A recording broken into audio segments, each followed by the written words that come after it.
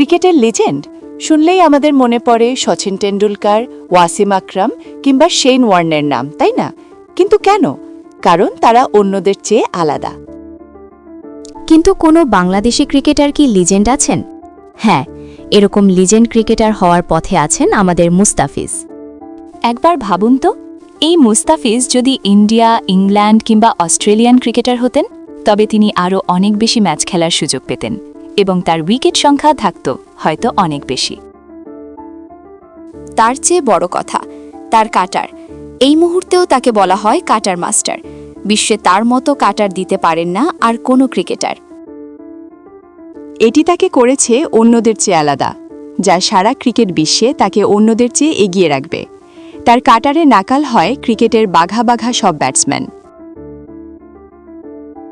সম্প্রতি এক জনপ্রিয় ক্রিকেট ধারাভাষ্যকার বলেছেন, মুস্তাফিজ যেভাবে কাটার বল করেন তা অসাধারণ এবং এটি অন্য কাউকে বাসায় চেষ্টা করতে নিষেধ করেছেন।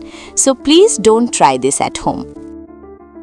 তাই যেহেতু কাটারে তিনি বিশ্বসেরা, তাই বলাই যায় লিজেন্ড ক্রিকেটার হওয়ার পথে মুস্তাফিজ। আইপিএলে একমাত্র বাংলাদেশি ক্রিকেটার তিনি, যাকে নিয়ে শুরু হয় কারাকারি। বাংলাদেশের ক্রিকেটকে নিয়ে গিয়েছেন তিনি অন্য উচ্চতায়। তাই ভবিষ্যৎ লিজেন্ড ক্রিকেটার আমাদের মুস্তাফিজুর রহমান, এতে কোনো সন্দেহ নেই। এছাড়াও ডেথ ওভারে সেরা বোলার তিনি।